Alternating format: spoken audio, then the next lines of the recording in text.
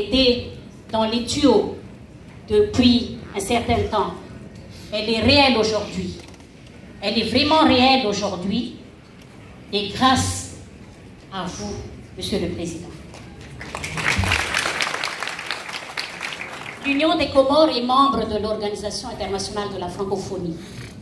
Et comme vous le savez, nous avons tous la coopération entre les Comores et l'OIF est vraiment importante et multiforme. Donc l'OIF, comme tous les autres partenaires membres de la communauté internationale, est là pour apporter tout son soutien comme elle l'a toujours fait. Mais je suis là aussi, j'ai une double casquette. J'ai cette petite casquette étant malagache. Manaona. Donc je ne peux pas me taire, Monsieur le Président, parce que nous avons la même histoire que je ne veux pas peut-être trop étaler ici.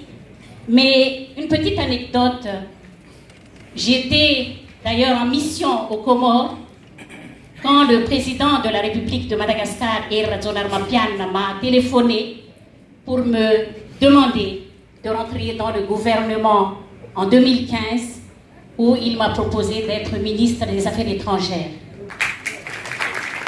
Et j'ai eu la responsabilité 2 ans et 7 mois dans le ministère des Affaires étrangères.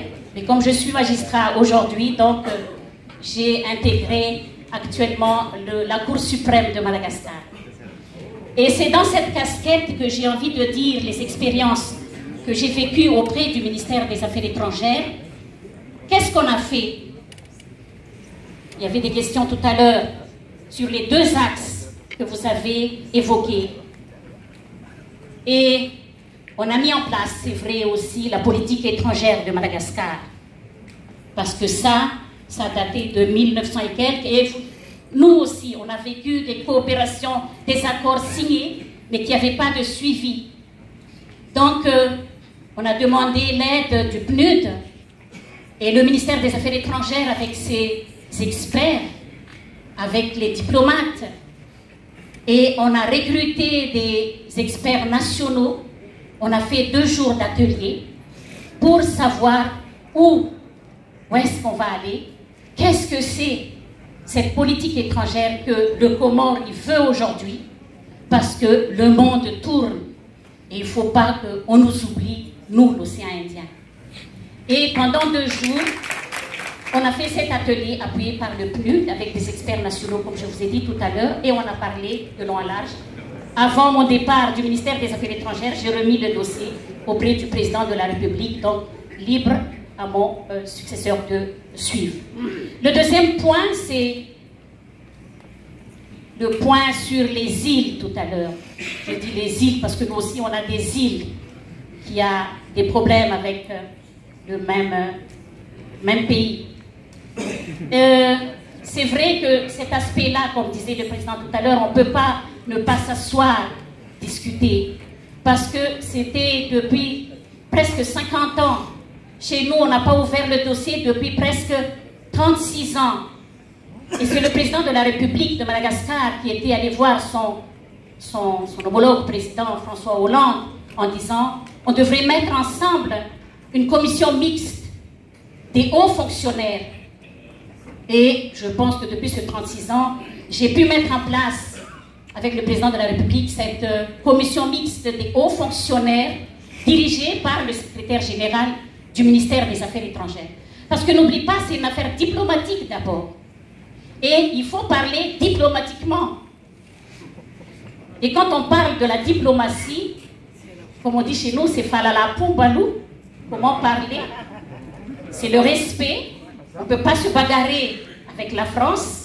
Mais je pense que c'est le dialogue. Comme disait le président, il y avait 2 présidents qui passaient ici, qui nous a tendu la main, parce que je me sens comme comorien aussi et malgache, parce que la plupart des Comoriens sont de malgache. Donc, on a mis en place ces comités mixtes des hauts fonctionnaires avec le ministère des Affaires étrangères françaises et dirigés toujours par le secrétaire général du ministère des Affaires étrangères.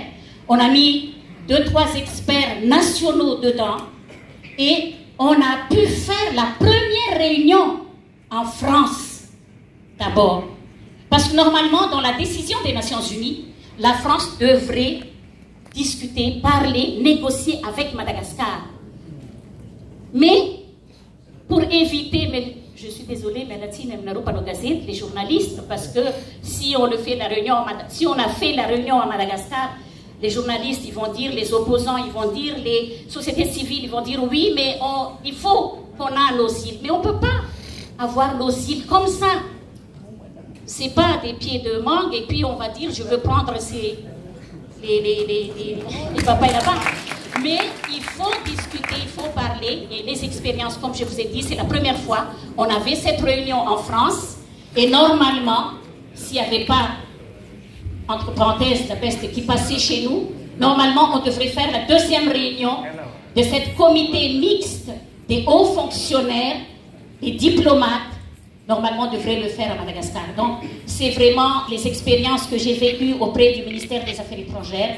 Et n'oublie pas, vraiment, mes frères et sœurs, c'est surtout l'affaire de la diplomatie du ministère des Affaires étrangères. Et l'aspect technique et l'aspect politique, c'est l'affaire du président de la République et son gouvernement.